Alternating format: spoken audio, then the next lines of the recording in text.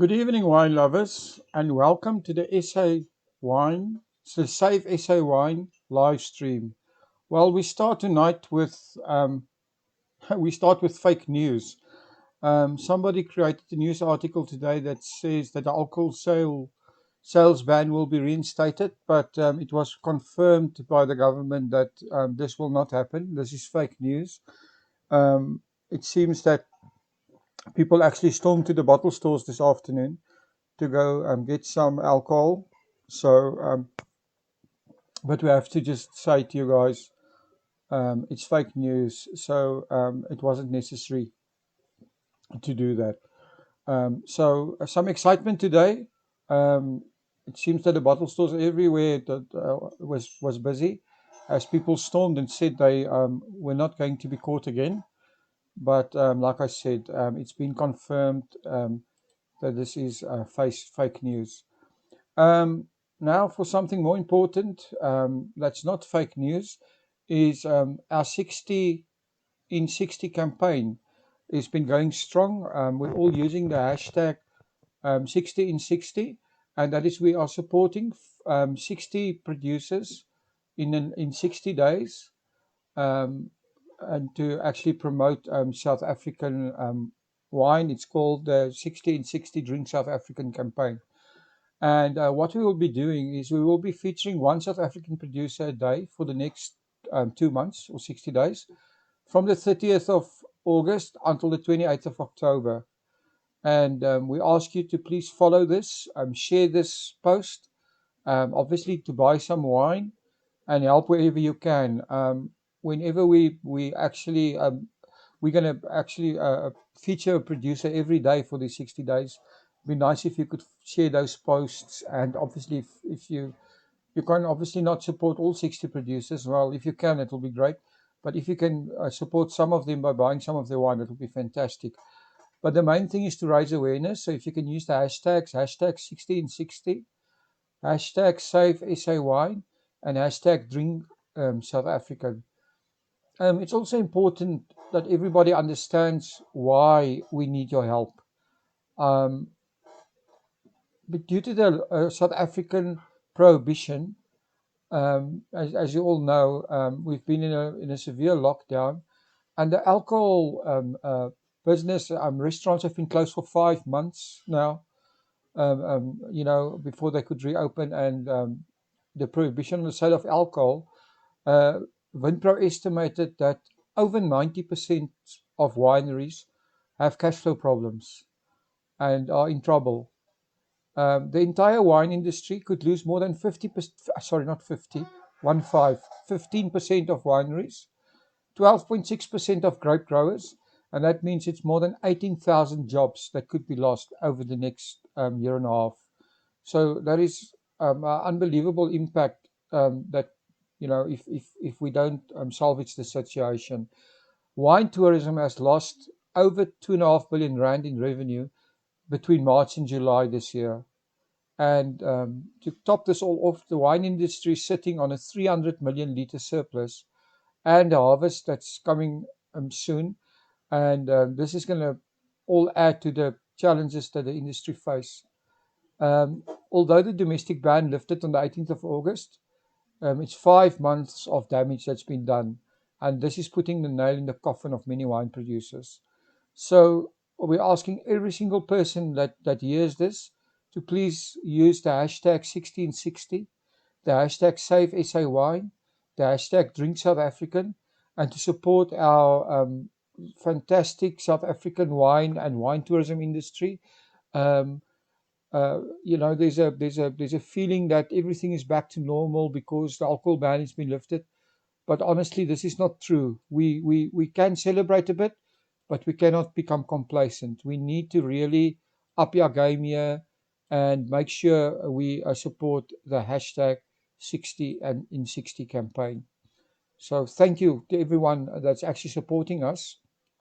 Um, Talking about thanks, we just want to say a big thank you to our sponsor. Our sponsor is the Fishwives Club. The Fishwives Club still has the lockdown special going. It runs till the 31st of August, and you get 45% off on a case of Merlot and a case of Sauvignon Blanc. This will be delivered to your door via express courier. So this is a great deal, and you probably won't ever see these prices again. Um, then the next thing that we need to talk about is actually our Cap Classic Day. I actually interviewed four of your large Cap Classic producers in South Africa today on your podcast, and I'm interviewing another two tomorrow. And those six interviews will all be published on Cap Classic Day, which is the 1st of September. It coincides with Spring Day. So if you have a loved one and you want to send flowers, make sure you add a bottle of Cap Classic to that, which will be a nice touch. You see, here's a bottle of the Graham Beck, which looks fantastic. It's a fantastic Cap Classic. And use the hashtag Cap Classic Day. Please post all your pictures of you drinking bubbly. If you want to find MCC producers, just go to your page bit.ly/find MCC. That's bit.ly/find MCC. And I just want to go back to our campaign, the 60 and 60 campaign. We also need you guys to go to Instagram, and the Instagram page is instagram.com/SaveSAwine.co.za. And just please leave a comment there, and that would be very, very much appreciated. I'm going to repeat that Instagram.com/SaveSAwine.co.za. Then I just want to again say a huge thank you to every single person in your group. We're closing in on 54,000. Oh, we're over 54,000. We're closing in on 55,000 people. And it would be fantastic if we can hit 55, but it would be even more fantastic if we could go to 100,000 people. So my appeal to you is each of you to actually invite 2 or 3 of your friends, and we'll be there in no time. So I want everybody in the group to make a renewed effort to invite new people into the group, if you can do that. Also, if you're looking for, if you're living anywhere in the world, South Africa or anywhere else, and you want to find a Winelands a producer and want to know where you can find wine online, just go to our page bit.ly/find SaWine, and you will find wine there. So tonight's featured podcast is we're talking Spice Route. Spice Route is on the way to Paul. I'm interviewing Abigail Bisogno. She's the co-owner, the sister of Charles Beck, famed winemaker, and the co-owner of the Spice Route. And it's going to be a very, very interesting interview to listen to how they do things and what's available for the public at the Spice Route. And it was actually quite a nice interview I had with her. But before I go there, just a reminder, tomorrow morning at 8 o'clock, we'll be on our morning show. There's a lot of things happening. So make sure you tune in and listen to that.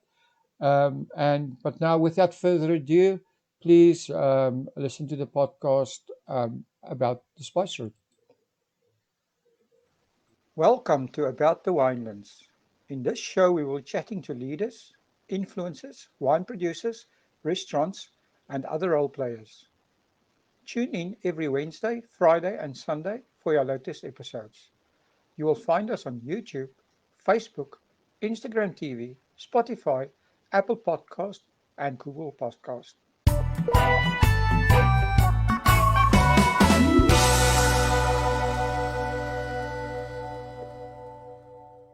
Before we start the show, I need to share something really exciting. It's called the About the Winelands pop-up. And if you want to get your customers excited about your lockdown or online specials, you need to email us right now. Email us at visitthewinelands@gmail.com and add Winelands pop-up to the subject line. Who knows? We might just make you an offer you cannot refuse. That is, visit the Winelands @gmail.com. Now, on with the show. Good day, everyone, and welcome back to About the Winelands. Today, I'm speaking to Abigail Bisogno. Abigail is the founder and the owner of the Spice Route in Paarl. Good day, Abigail, and welcome to About the Winelands. Hi, nice to be here. Well, it's our pleasure having you.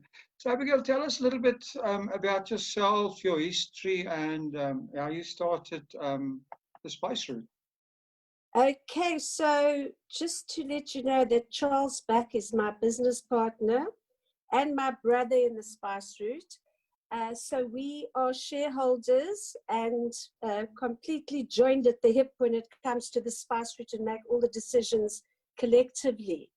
How it all came about, I grew up on Fairview Wine Estate. My parents were Beryl and Cyril Back, and half of the Back family were divided into fashion people and the other were farmers.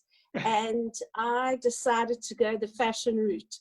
So I spent 35 years of my life in corporate, primarily in the fashion industry, all with the Fashini Group. And until Charles twisted my arm and said to me, I was actually away overseas on holiday, and I got a call from him and he said that Seidelberg was coming up for sale right next door to Fairview Wine Estate. And he said that a farmer only has one opportunity in his lifetime to buy the land right next door, his own farm. I think Charles has managed to do it 3 times in his life. Wow. I partnered with him in buying Seidelberg, and we then turned it into the Spice Route.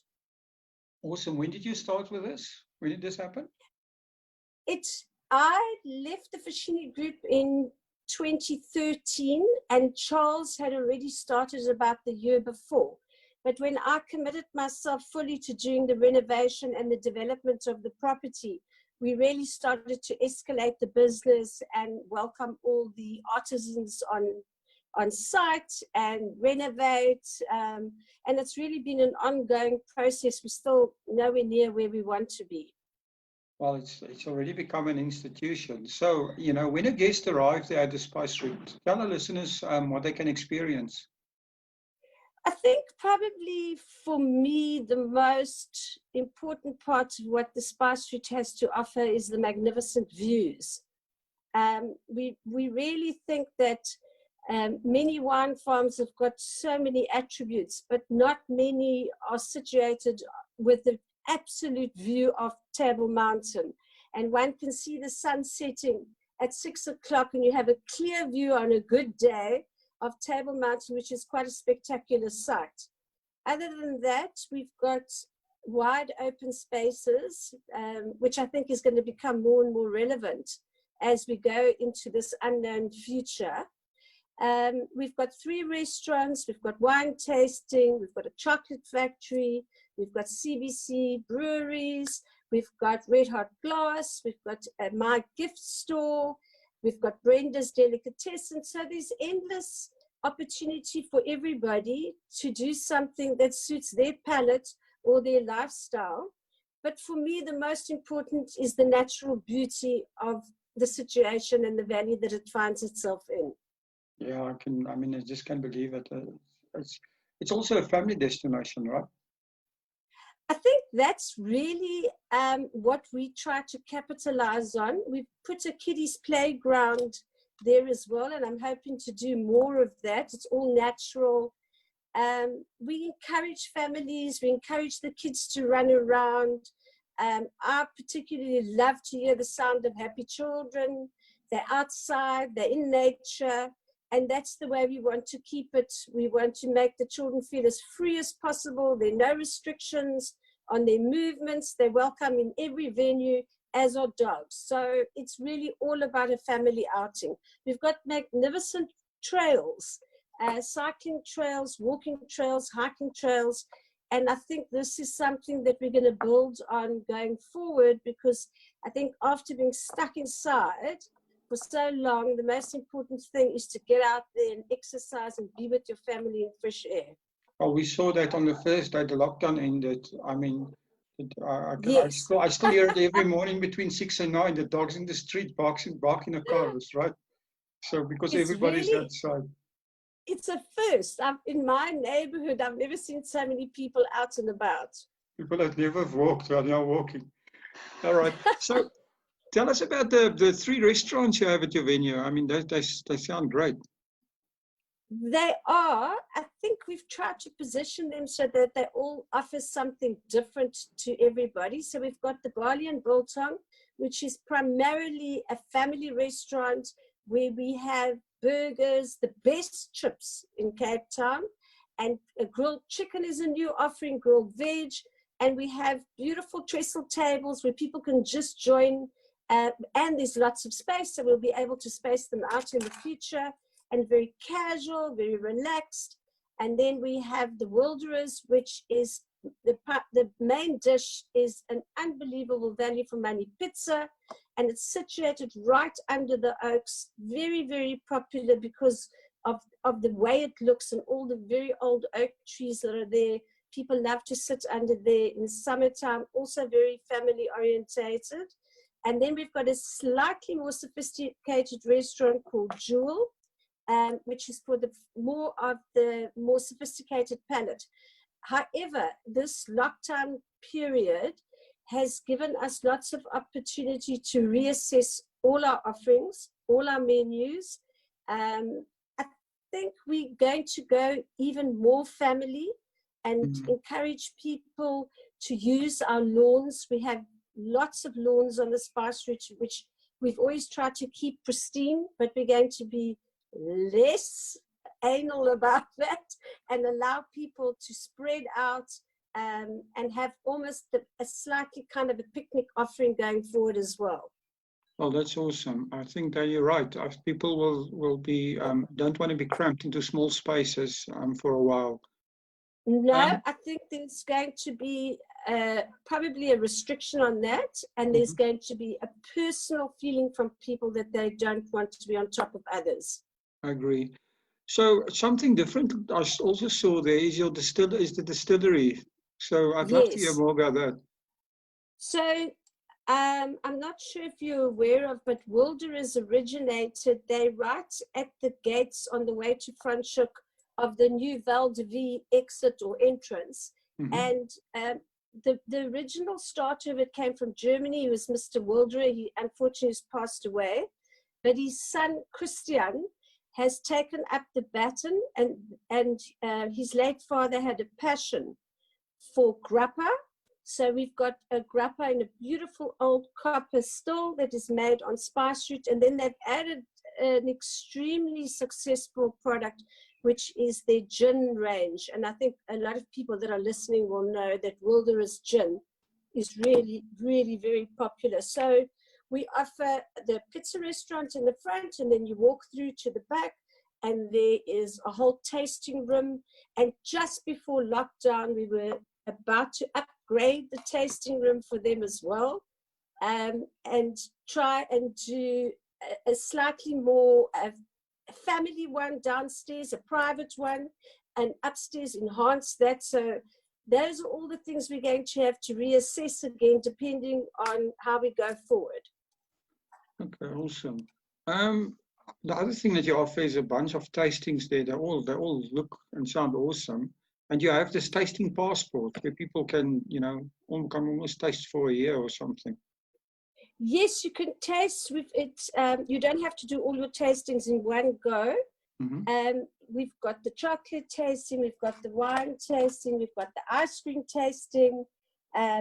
So there's a lot on there, the gin tasting that we offer, and it's a fantastic corporate gift. So a lot of our Christmas party people that come and book for their companies buy the passport as a gift to their staff, and then the staff can use it at their own discretion over a period of time. It's very good value for money, and it encourages people to come back. And when you've had your tasting, we stamp it so we know, okay, you've had your chocolate, or you've had your ice cream, or you've had your wine, and then you come back and your beer, you come back and you do your tastings at your leisure. It's extremely popular. Oh, that's awesome. I mean, what a great idea for gifts for your staff, right? So talking about that, I see you do a lot of advertising for year-end functions and stuff like that. Yes, Do you offer any yes. other functions or events? Is this You something know, you're going to expand? I chatted to Charles in preparation for this interview because I always like to get his input. And really, the two of us sort of looked at each other and said, you know what, we'll do anything.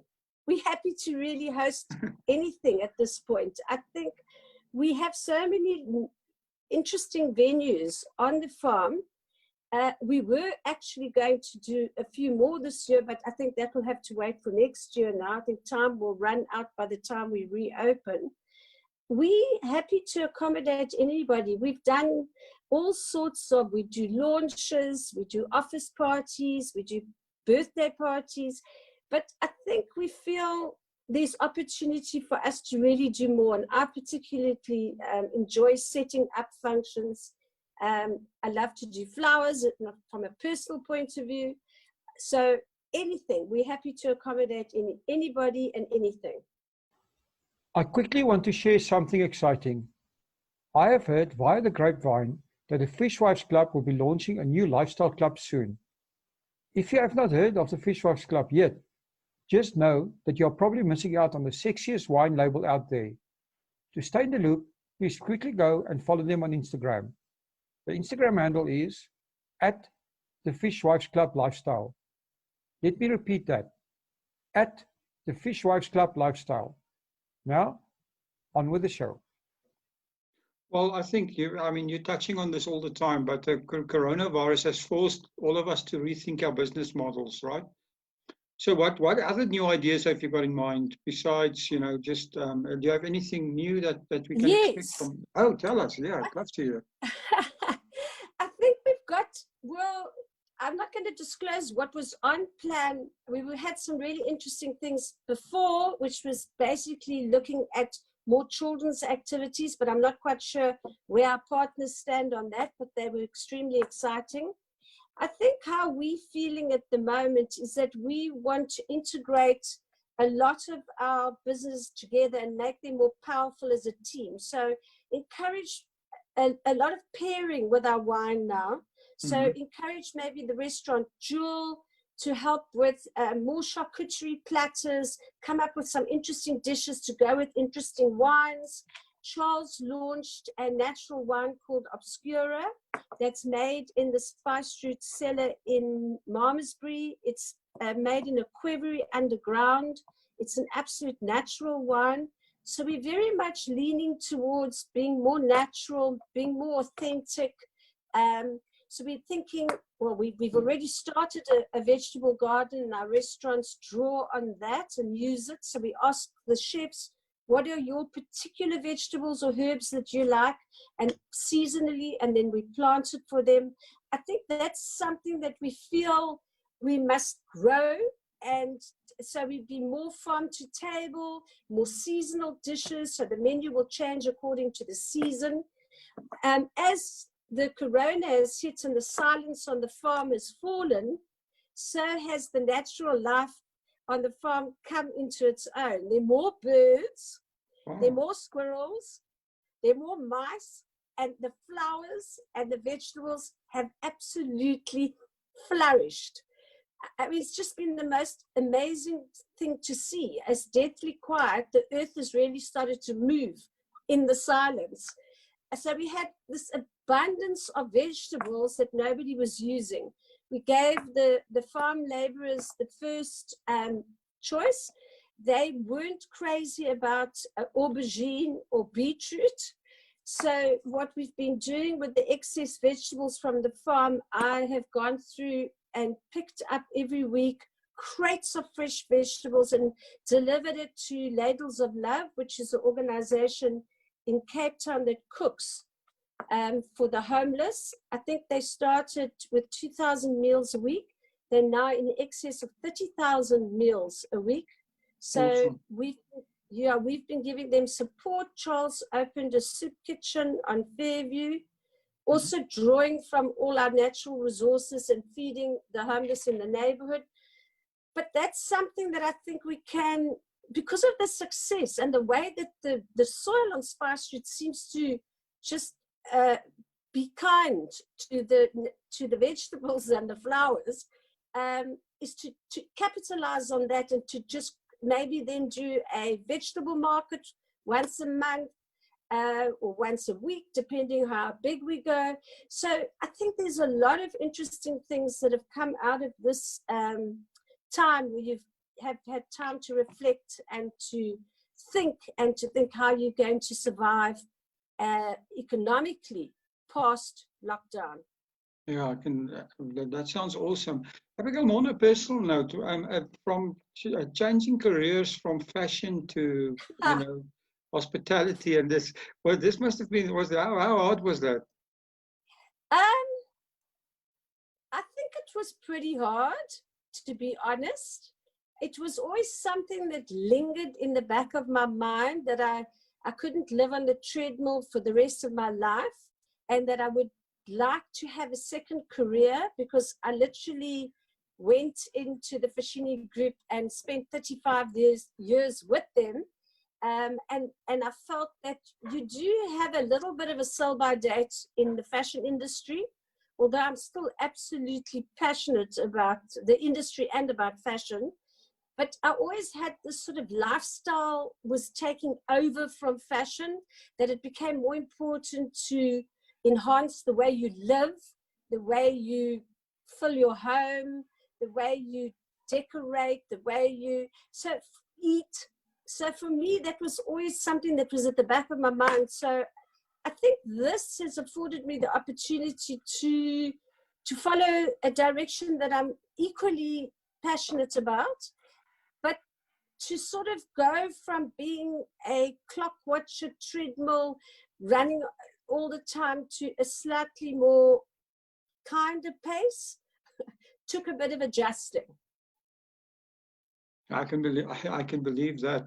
In terms of how did you come up with the idea for the spice route? Where did that come from? I think that was, I've got to give Charles the credit for that.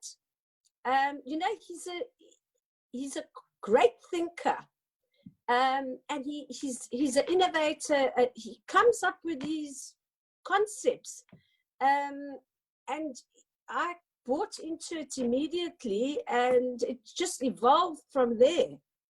To be honest, I'll give Charles the credit. Okay, so I mean, you now have a Winelands journey. So what can you tell us? What's the most important thing that you've learned from your Winelands journey?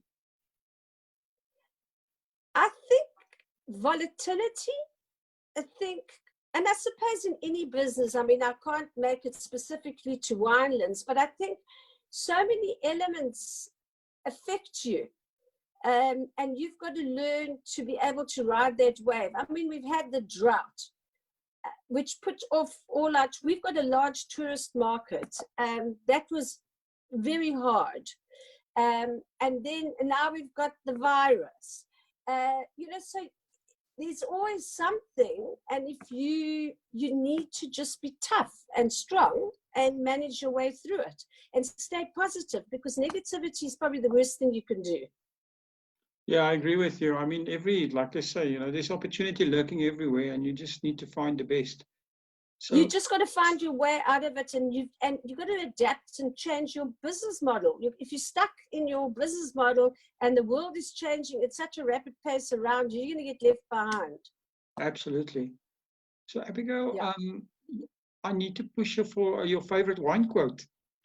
Oh, I got prepared that one.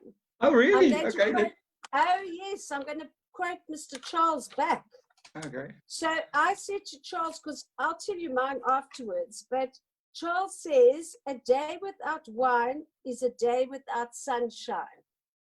That's awesome. So that was his quote. I don't have a quote, but what I often say is, I'm not a wine expert by any means, but I sure do know how to drink wine.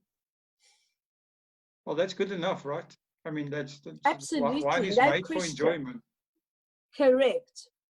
So, if people want to get hold of the spice route, want to get hold of you, do you have anything going on at the moment? Is everything closed down? Yes. Okay. I And think yeah. we've got a very comprehensive website, so people are welcome to visit our website. And then we've got a fabulous campaign that's running on Instagram at the moment. So to stay alive during lockdown and to stay in touch with our consumers, we have done a campaign celebrating all our artists or our artisans on the Spice Route. So I've done one about how I go about designing and making pottery with some of the people that I work with.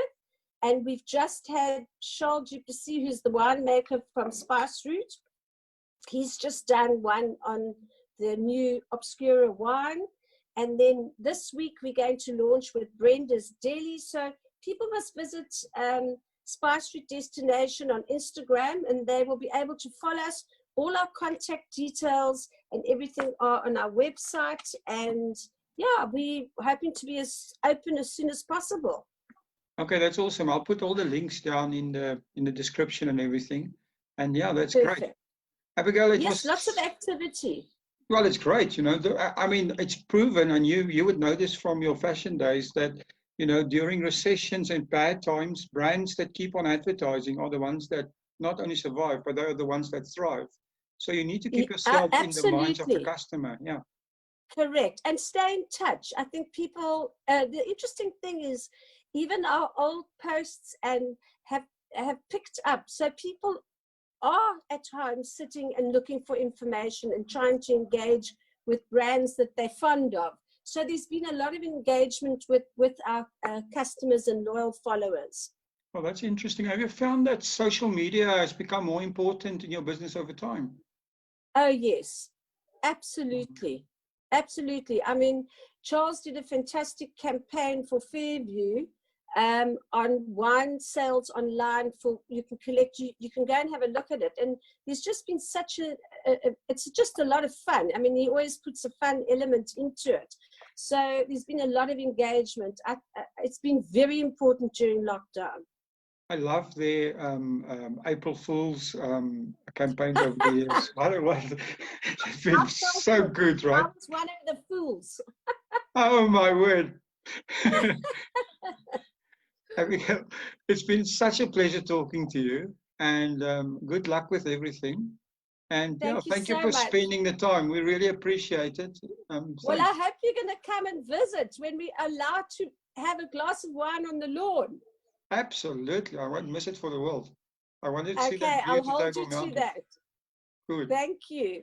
Thank you so much. Thank you for supporting our show. If you would like to get more exposure for your business, please have a look at our sponsorship options. Thanks again for supporting About the Winelands. Please follow us on YouTube and on our social media channels. All details and links are in the description.